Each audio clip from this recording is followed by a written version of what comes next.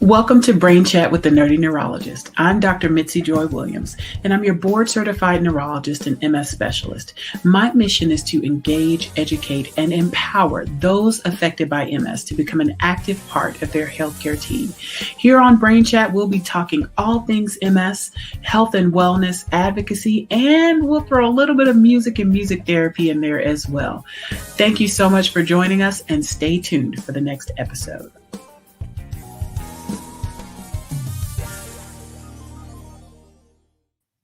Happy Tuesday, everyone. It's Dr. Mitzi.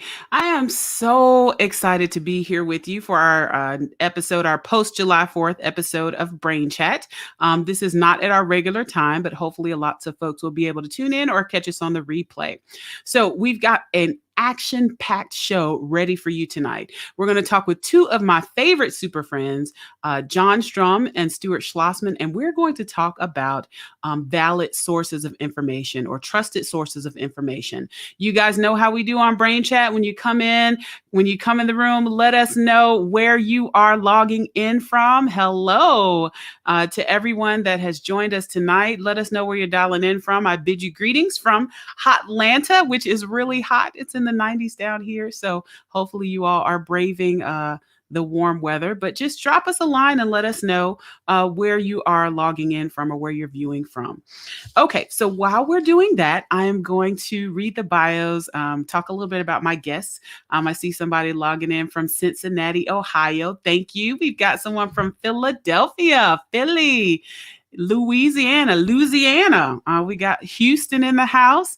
All right. So we've got some folks, Tampa, Florida. All right. I'll take it. I wish I could be on the beach right now, but I can't. But anyway, you guys keep those comments coming. And, during the course of the podcast, if you have any questions, you can always put them in the chat and we'll try to address them when we do our Q&A session at the end of the show. I see someone dialing in from San Diego. It's a little early there, so somebody just after lunch in San Diego, and Atlanta, Georgia. ATL is representing as well. All right, so let's get started because we got a lot of good stuff to talk about today. So first, I'm going to introduce my wonderful guests, and then I'm going to bring them up into the stream, and we're going to chat it up as we do on Brain Chat. All right, so let's start with Stuart Schlossman. He is the president and founder of MS Views and News. It is a not-for-profit 501c3 organization that provides educational information, programs, and services for the global MS community. I've really had the pleasure of working with Stuart on multiple projects and excited to have him here tonight. MS Views and News was founded in 2008 and has continued rapid growth and success in serving the MS population. They have provided over 700 live educational programs serving MS communities throughout the U.S. And they also have provided more than 60 virtual events since the beginning of the pandemic. So I really applaud the work that they're doing and kind of that transition and shift from those live events to virtual events to continue to provide that education. Stuart started his journey with this organization for personal reasons as he lives with MS, which he'll share a little bit with us about that. And basically started the organizations basically to help provide information because he saw that there were limited paths to finding credible and quality information about living with MS. All right, so we'll bring Stuart up. Awesome sauce. Welcome, Stuart. Well, thank you very much. But after that intro, how am I going to answer anything? You already answered everything. I said everything. All right. Well, wait till I talk about John. All right. So John Strum is the host of Real Talk MS, a podcast that he does weekly that delivers news, views, interviews, and breakthroughs for people affected by MS. And this is information that they need to know about. Since he launched in September 2017, he's had over 200 episodes and been downloaded more than 1 million times by listeners in over 100 countries around the world. His wife, Jeannie, was diagnosed with progressive MS in 1997, and he served as her caregiver until she lost her battle with MS in February of 2020. And his story and her story was featured on a documentary film called Seeing MS from the Inside Out. He serves on the International Progressive MS Alliance Scientific Steering Committee And he also is a member, ambassador for the MS Society, and he chairs the MS Society's California Government Relations Advisory Committee. Welcome, John. Hey, Dr. Mitzi. All right. So this is so fun because these are two of the people who always ask me a lot of questions. So today I get to ask them questions. But no, we're going to have a great conversation. And I think that this topic is so important because when we talk about the technology age, there's so much information at our fingertips.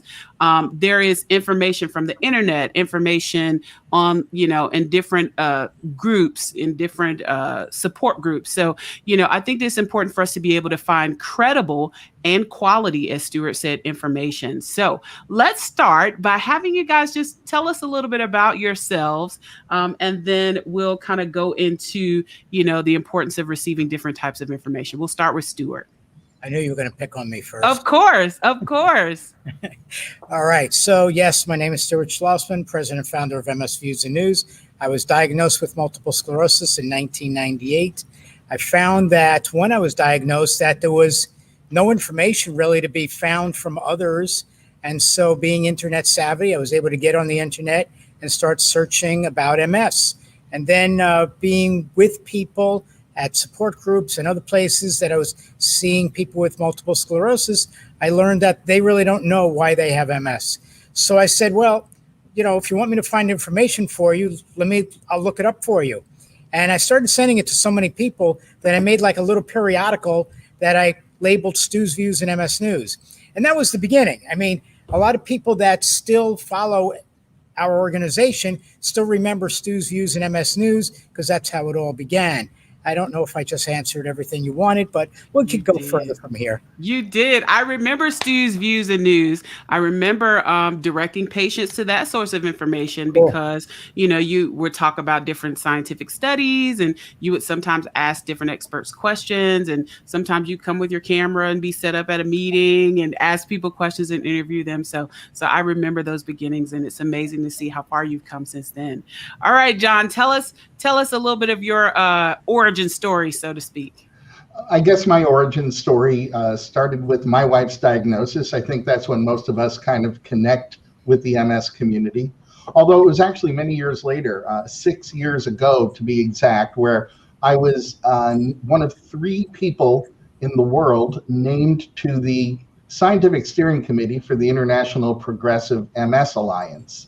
And as I went to our meetings and heard firsthand from the research community about the work that was being done, and really more than the work itself, but when I got to appreciate the passion that these researchers bring to this complex work, I found myself leaving feeling really encouraged about the future.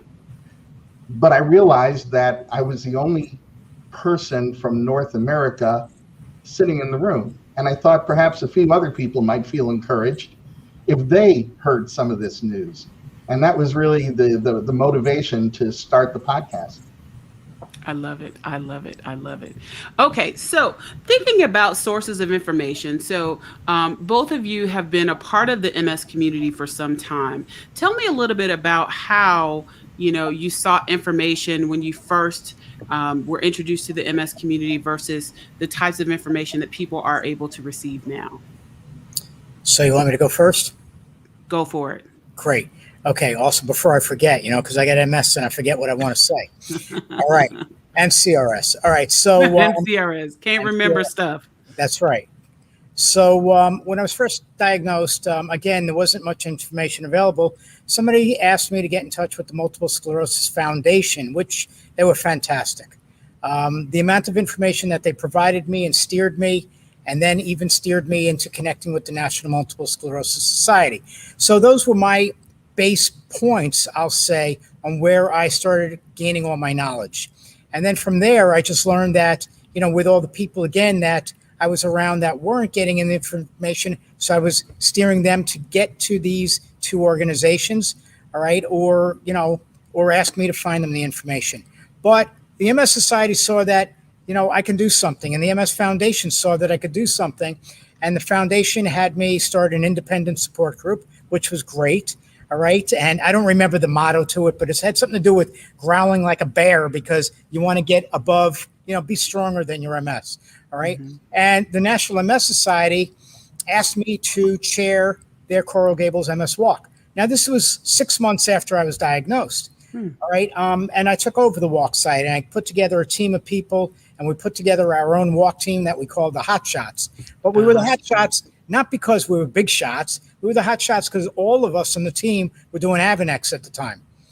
Right? And we had that warming. Which is a medicine, which is an injectable medicine for MS. That's right. And by the way, back then it was you had to, make your own formula for it by mixing everything together. So anyway, it felt warm going into the body. And so we called ourselves the Hot Shots. All right. So I chaired the Coral Gables MS Walk for 5 years. And during those 5 years, the society also asked me to chair the Fort Lauderdale Walk. And I did that for 2 years there and 5 years at the Coral Gables site. So, yeah, I was learning a lot and providing a lot and doing a lot and helping people learn what they need to learn. We also started a support group for the National MS Society that I did with 2 other people for 10 years. So, and that was before MS Views and News. Yeah.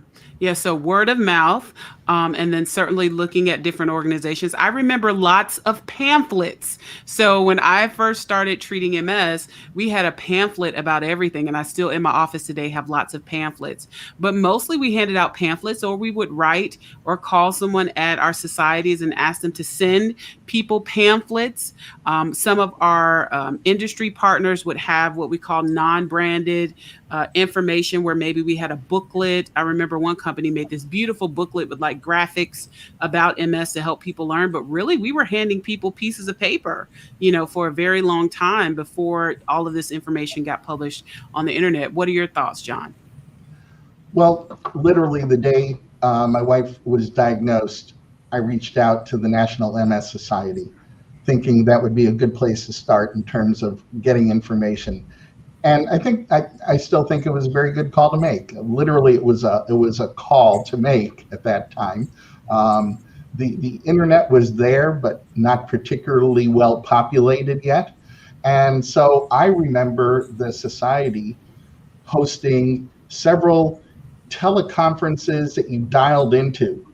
And it would kind of be like this, but we wouldn't be seeing each other, right? And those were incredibly useful. And I guess I appreciated the validity of the information that was being shared because it was always coming from someone who was highly credentialed and whose credibility kind of spoke for itself in terms of their achievement in the field. So it was great hearing from experts.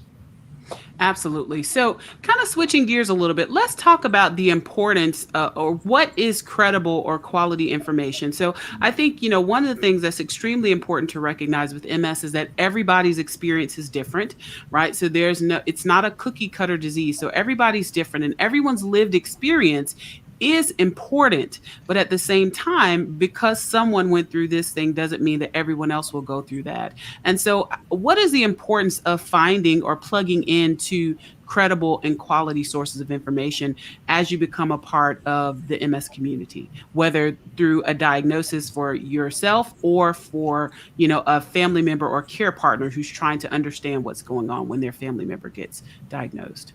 I think today that you're going to turn to social media, which was something that I didn't have to think about when I first even went online to find information. And I think that carries with it a double-edged sword and sort of a personal requirement.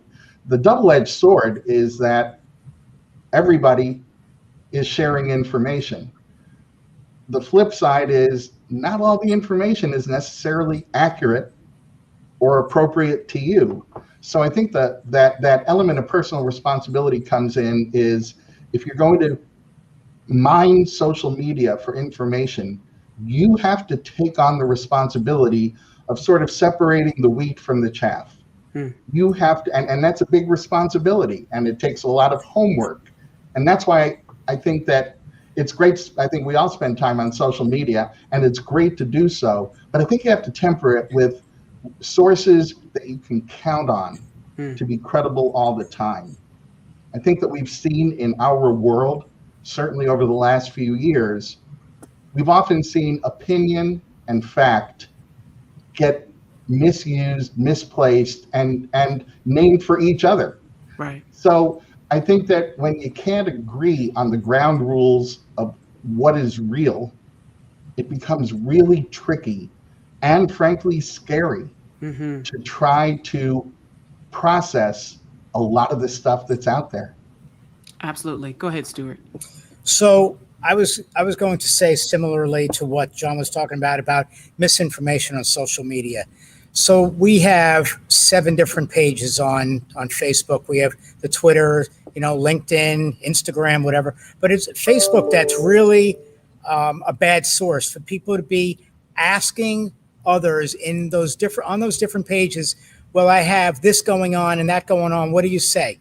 And they hear about from all the people that are just really not professional enough to answer, and you just hear some ridiculous answers going on, and the people are actually believing it rather than calling their doctor or saying that they're calling their doctor's office, but that nobody's getting back to them. All right, and that's a big thing, and that's another reason why a lot of people do turn to whatever they can find on social media. They're not able to grasp the correct information from their doctor's office.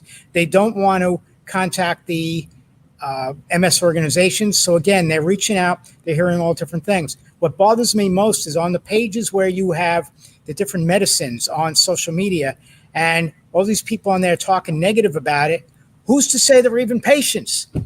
Right. They could be a marketing company for another one of the MS medications, just giving all this bad information all the time. Right. So we go on there and we try to tell people all the time, contact your doctor, or use some of the reliable sources on the internet, with the NIH or any of the other medical sites that are on there to look up things. Absolutely. And I think, both of you said some very, very important things. We first have to kind of sort out what is fact and what is not fact. We have to agree on what are facts, right? And I think I love that thought that you said, John, about personal responsibility. When you're going to a certain source for information, we have to recognize what type of information we're looking for. So in a support group, or in an online support group, it can be very helpful for people to know that they're not by themselves. If they say, my hand is tingling, does anybody else have that? Just to see maybe 20 or 30 or 40 people who have that same symptom may be encouraging to them. But we have to look at the difference between getting support versus getting medical advice, right? And so it's always important, as you said, Stuart, to go back, talk to your healthcare team if you're having issues, and don't look at those as sources of treatment for your particular case of MS, which could be very, very different from someone else's case of MS. But of course, social media also can be very useful because all of us I consider my platform a credible source of information, and yours are also credible sources of information.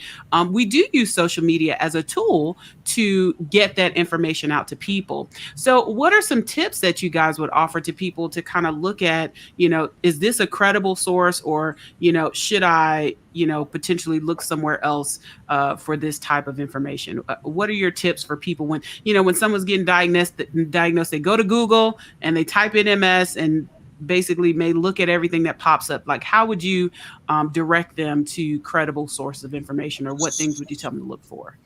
Do you mind if I go first, John? Please. Okay.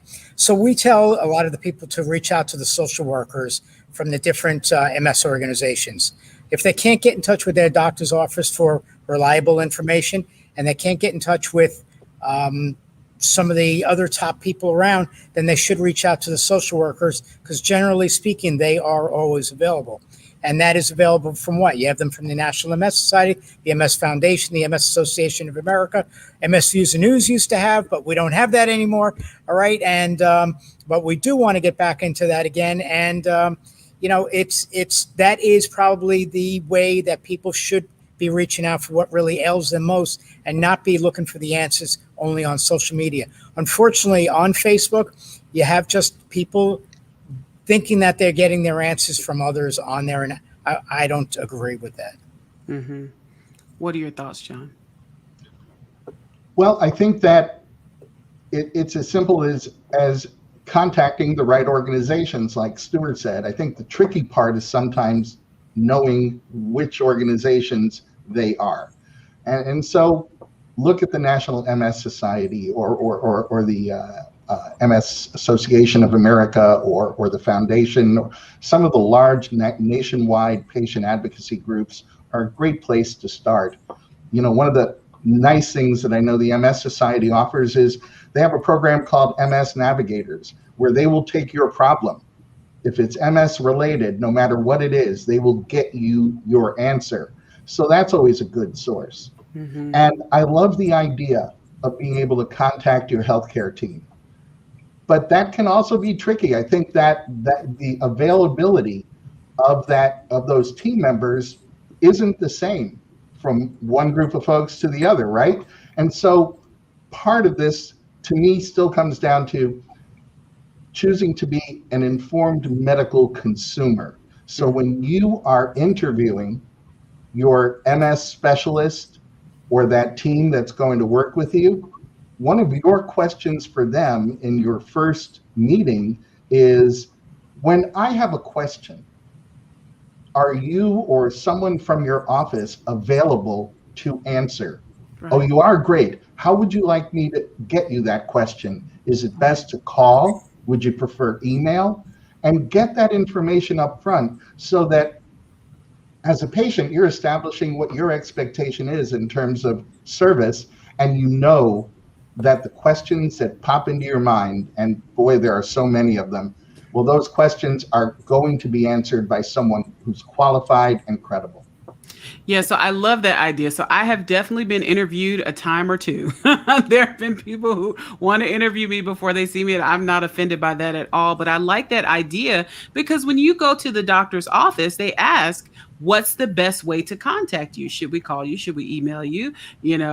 Should we send a telegram? I'm being facetious. Nobody sends telegrams. But I like that idea of also asking what's the easiest way of communication. For instance, for my office, the easiest way is through our is an email. So if someone sends me an email, I can respond at like 10, 11, 12 o'clock at night. But if you call and leave a voicemail somewhere, it's going to take a lot longer to get to that. So I like that idea of that interview process and that exchange. And I do think that it's important for us as a healthcare team to kind of get the ball rolling. So whenever people come to see me, especially for their first visit, I say, hey, these are good sources of information. If you're going to Google and you're going to go on Dr. Google, let's start here. And so I like outlining, good sources of information, which include both of your platforms, by the way.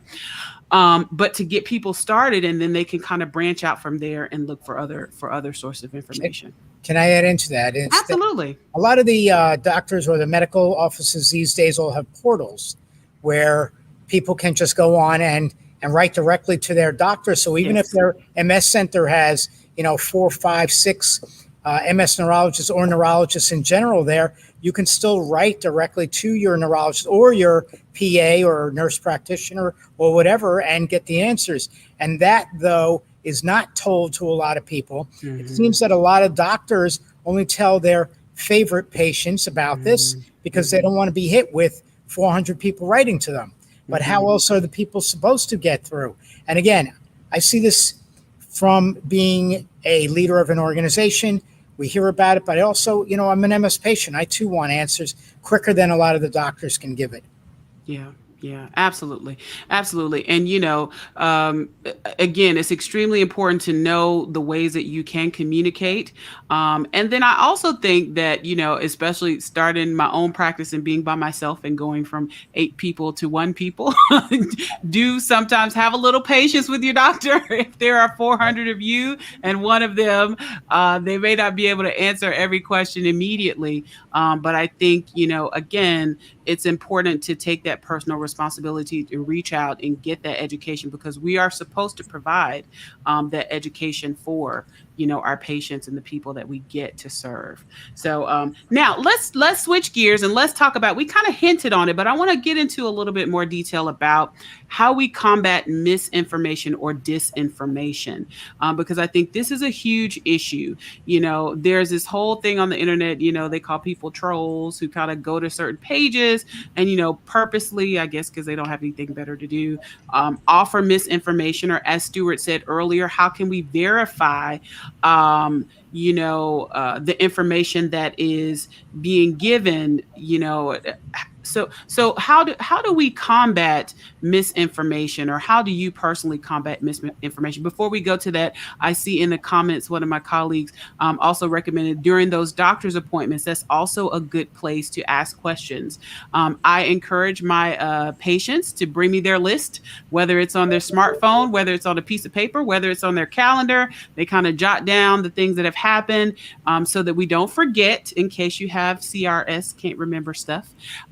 And so to bring that list of things so that we can try to address those at the visit, because there's nothing worse than going through a whole visit and then getting home and saying, oh man, I forgot to ask Dr. Mitzi such and such and such and such. So that's also something that can be, very helpful to kind of keep that running list, so that when you go to that scheduled appointment, you can ask some of those questions and get them answered as well. So we created that tool, two-sided piece of paper with all the information that you need to ask your MS neurologist or a nurse practitioner, for you to fill out prior to you even going for your visit. So that way, when you do get there, like Dr. Williams said, that nothing is forgotten. But for anybody who wants to access that, it's available through the MS Views and News website. And if you feel that you need to fill it out online, you can fill it out online and then just print it out from there.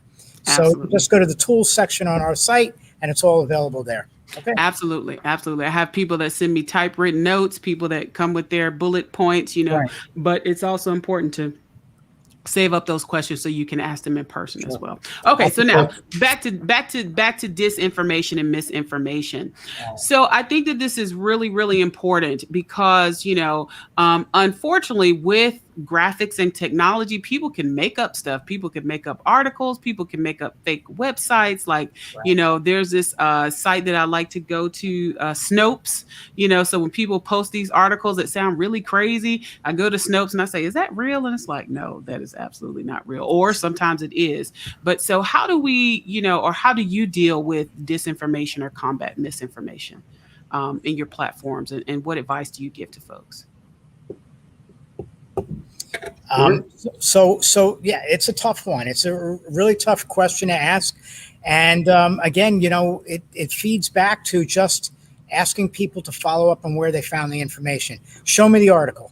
All right. So we even had, yesterday I had somebody contact me and talking about myo something facial stretching that it's only been found that it's the best thing for MS patients to have. And I looked it up as they were talking to me online and I said, no, the MS Society says it's not worth it. It's just a form of stretching. I told them, you should be looking at Pilates. You should be looking at yoga. You should be looking at just physical therapy. I mean, where you come off, listening to somebody else telling you that something works. Did it work for them? Okay, well, that's great. So it worked for them, but is it really going to work for you? So we do have, though, and I don't know if I'm just talking here, but the MS Views and News site, we have Pilates classes and yoga classes, and we have physical therapy twice a month. And that's really the place that I would point people to go to if they need any of that, aside from pointing them to the large organizations. Mm-hmm. But I don't know how to say to combat the misinformation, other than to say, where did you get it? What's your source? Right, where did you hear something like that? Because I think that I'm like an encyclopedia of MS. And when I don't know the answer, I turn to you, or I turn to one of the other advisors in the organization, right? And ask them, hey, is this the answer? Or, what can you tell me to tell this person? I think it's a tough question that doesn't have an easy answer to it. Right. Because the other dimension of that scenario of somebody looking online for information and going to social media and reading someone who has put something out there because it worked for them.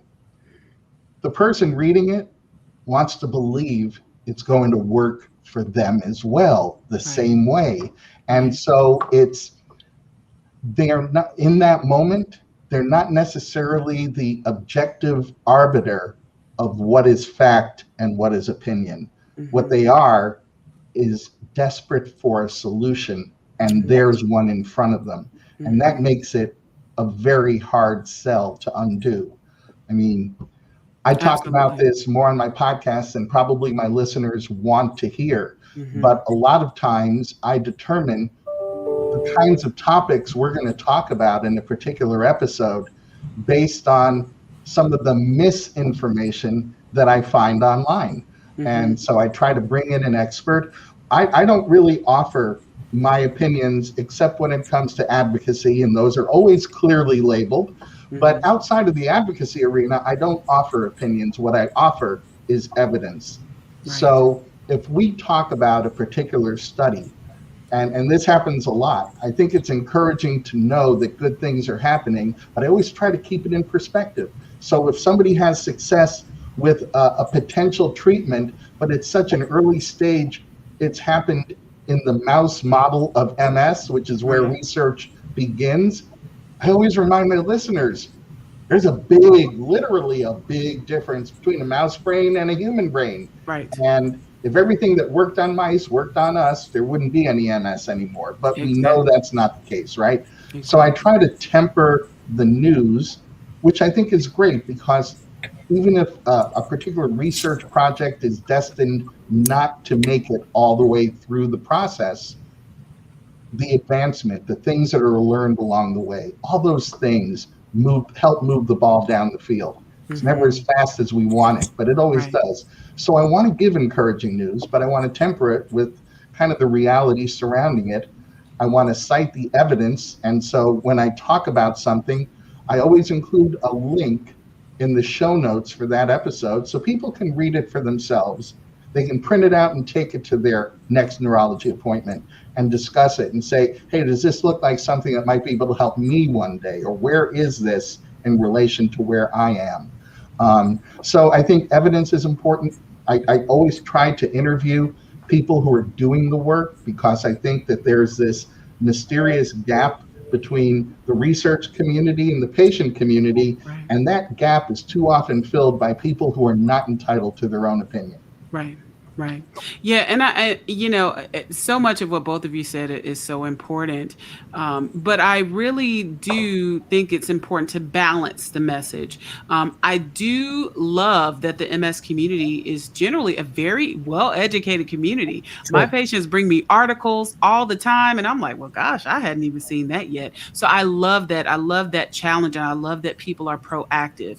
I think it's very important to balance that information with the research. I think it's very important to talk about the research and what's on the horizon and what's coming. And I love to talk about how far we've come. One of my favorite lines at every program I've done is, listen, MS is a disease we've known about since the 1800s, and we didn't have any medicine until 1993. From 1993 to now, in a really short period of time, we have almost 20 different ways that we can approach this, and many, many more on the horizon. So I love to talk about the progress, but we do have to provide that balance and kind of set those expectations. I think that my tip would be, if there's anything that is proposed as a cure-all for everyone, I would be a little wary of it, right? Because as we've talked about, we know that everybody's MS is different. And so there's some people that are on drug X and they're excellent on it and they do fine for 20 years. There's some people that take it for 20 months and can't take it because it doesn't control their MS. So if there's anything that's saying that, everybody's going to get 100% better, that's always something I would be a little leery about. And then the other thing that is often difficult is whenever we have a new treatment, we have someone that, will go from not walking to walking. And so every treatment we have, there's someone who says that they got out of a wheelchair, which very well may be the case for them. But, whenever that happens, I usually get lots of calls in and everybody's like, this is going to make me do this and make me be able to swim and, all this kind of stuff. And so we have to also kind of temper those messages as well. But we also don't know the source of that person that says it. Exactly. And miraculously, they don't know anybody in the area where they're living, and they've never gone to a support group, and they were In fact, they don't even have a driver's license. Right. Yet they're out there talking about how well this drug is working for them. Right. And don't forget bee sting therapy. That's another one. I had several people that got bee Right. sting therapy. Yeah. I got several people that got that too. But again, anything that is supposed to be a blanket cure all for everyone, are definitely things that we should, be concerned about. And then always, always, always go back to your healthcare provider if you have questions. If you want to know if this is the right thing for me, go back to your healthcare provider. So extremely, extremely important. All right. So tell me a little bit more. So we talked a little bit about what inspired you all to start your platforms. Tell me some of the things that you've seen or some of the ways that you feel like, you have seen positive outcomes from your platforms. Let's take a few seconds to brag a little bit on yourselves, because I think you guys are doing some amazing work. I'm definitely jumping in on this one first. Go for it, Stuart. So, firstly, since the beginning of the pandemic, I think you mentioned earlier that we did, I don't remember how many you said, but actually, but that was, I think, just in year one. All right. So this year alone, we've already done 51 programs since January through now. And a few of those are also hybrid. Okay. And once upon a time, we didn't know the word hybrid. All right. We were doing a program and we did it as a live stream. Now, that's the program that's now called in person, and you're doing it virtually at the same time. So all of a sudden they come out with this new combination, and it's called a hybrid program. So we've done some hybrid programs already for this year. All the programs that we had that were Compass to Care programs, which was Compass to Care Rural America and underserved communities. We were doing only virtually this year and last. Now we're returning all of those into hybrid programs. So for the remainder of this year, we're doing 12 educational programs at a location in a rural area or a suburban area of the United States. Okay. And all of those programs will also be held virtually. All right. Since we started doing educational programs in 2010, we have now held almost 900 educational programs. Sweet. Okay. And that's between our actual programs that are educational programs, different class type things that we're doing, like I mentioned earlier, with the Pilates and the yoga. We also do twice a month of physical therapy. We don't include that in the numbers for the educational programs. So we do have all these different things happening. We started the pandemic with a series called MS Views Now. And this is just to update everybody monthly on what was happening with COVID. And it was amazing that I saw after the first 9 months, this evolution of information that was coming, and how it was just we had a lot of people that were on every single month's platform of that series, and what we were learning every month and the different changes and how to go with it, and just really be able to talk to people about what was happening was a great thing. We've had MS Neuro TV, which started off as just a recorded program. This was happening for years already, and that became a virtual program. That's a different series of programs. This year, we also started MS Patients Voices, where I sit down with different MS patients who are all doing some kind of work in their lives, real work, that benefit the MS community. And there are hundreds of people like that. And we get calls from people. Can you interview me? Can you get me on your show? This tickles me because we know we're making a difference. As I'm telling you this right now, my skin is fluttering, all right? Because I know it's making a huge difference. Absolutely. We did a program this year on racial differences in MS and different changes of culture and who's affected by the MS and how it affects them. Race, Culture, and Community was called.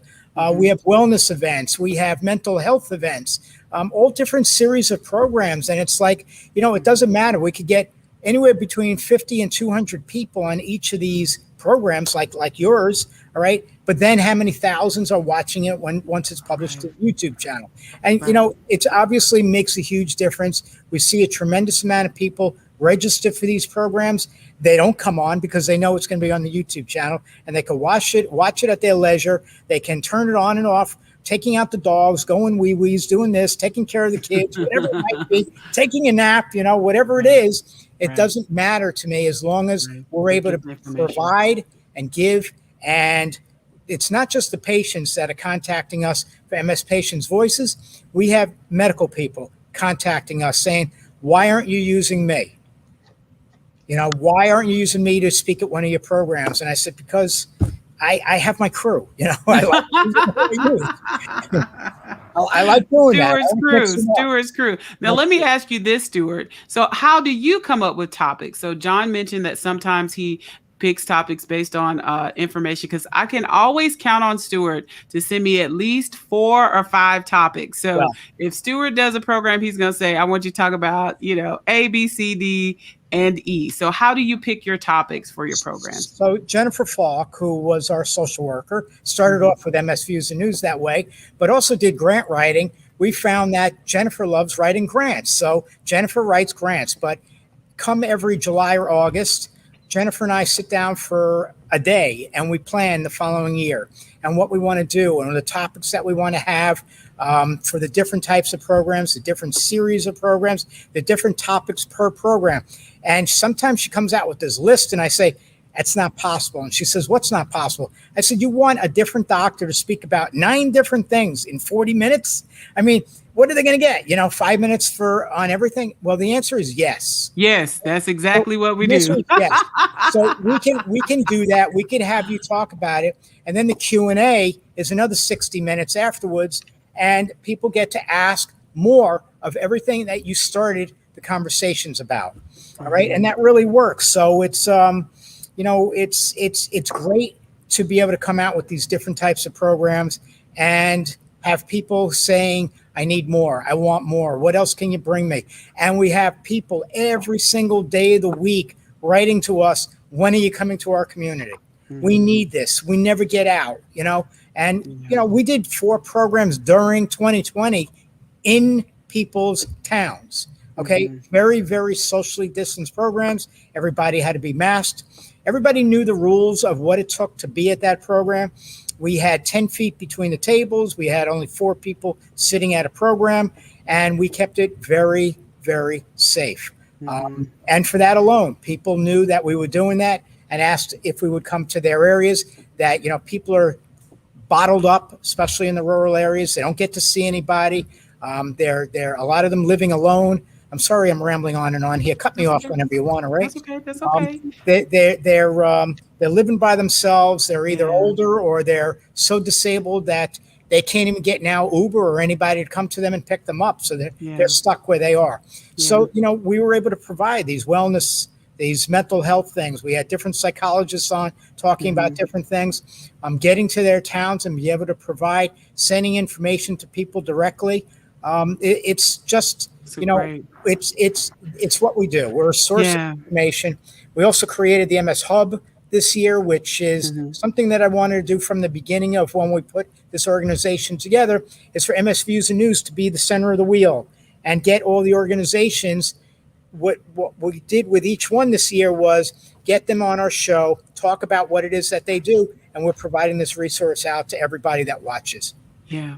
So all of those are extremely important things. And, when we were talking earlier about the ways people receive information, certainly, when we started doing a lot of virtual programs, it really made it easier to reach people who were in remote areas, who may not have been able to come to those in-person programs. But being able to talk and interact in person is also extremely important, because some people are isolated, and the only way that they get to interact.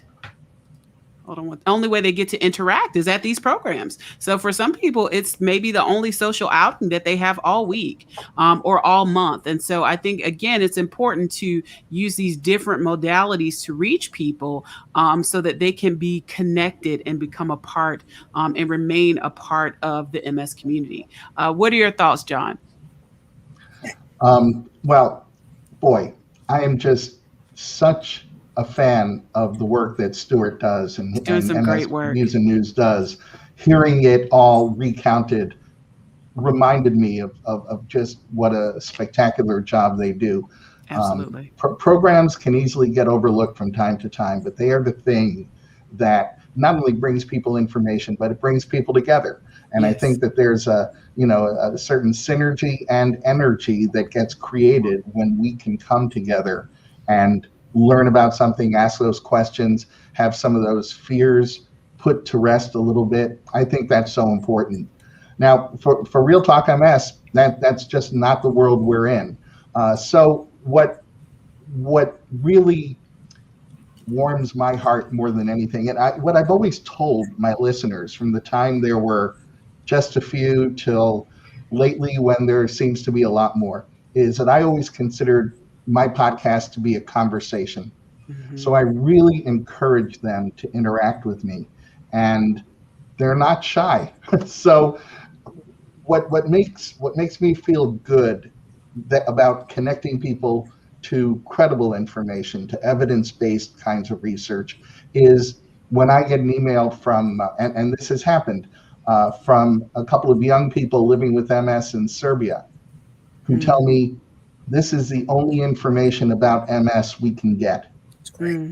Or when I hear from someone in Kenya who tells me, in my country there is one MRI machine and there are 20 neurologists for everybody. So you give me the questions I want to ask when it's my turn. Things like that, they do more than brighten my day. They really make a difference. So I'm fortunate that the listener community gives me my report card every week. Absolutely. Absolutely. Well, you guys are doing some amazing work. And, I am a big advocate of education. I'm a big advocate of people understanding what is going on with their condition and being empowered. And I think for me, if I reach one person, the thing that really warms my heart is when I do a program or I speak to someone and they say, gosh, I've had MS for 10 years and I didn't get it until you just explained it. And so for me, if I reach that one person, and I have done programs where there's been only one person there, if I reach that one, I have done my job. And you guys are doing a fantastic and amazing job. So as we're closing, tell the people where to find you. Start with Stuart and then John. Tell the people where to find you and where to find your platforms. Wow. You just look up MS Views and News or go to msvn.org. Or, that's on the website, or you just find us on Facebook, Twitter, LinkedIn, or Instagram. Okay. You can also just Google my name and you will see thousands of articles, and that could get me in trouble. Right. But by the way, I just have to cut in real quick here. So a lot of people see me as something far different than the other organizations. I too am an MS patient. Okay. And I'm doing all these things, but I'm not doing them for myself. And I don't think about me having MS. I think about everybody else having MS. And that gives me the power or the empowerment to do all that I am able to do. And I don't get slaughtered where a lot of people feel themselves getting beaten up during the day. And for me, again, I'm living everybody else's MS. I make MS itself live with me, and I don't let it rule my life. All right. So that's something I just had to say. Okay. Absolutely. Absolutely. John, how can the people find you? Easy. You can go to realtalkms.com. You can find the podcast on Apple Podcasts, Google Podcasts, Spotify, Amazon Music, wherever you find your favorite audio content. That's great. Find Real Talk MS. That's great. Awesome sauce. Awesome sauce. Well, thank you all so much for chatting it up with me. And you can find me, the Nerdy Neurologist, on all of my social media platforms as the Nerdy Neurologist. And thank you all so much. This has been an amazing, amazing conversation. And most importantly, thank you for the work that you do to help serve and better the MS community. And with that, we will sign off and we will see you all in 2 weeks. And we'll be talking about exercise. Okay. So Get ready. All right. Everyone have a wonderful evening and thank you for chatting with us. Thank you.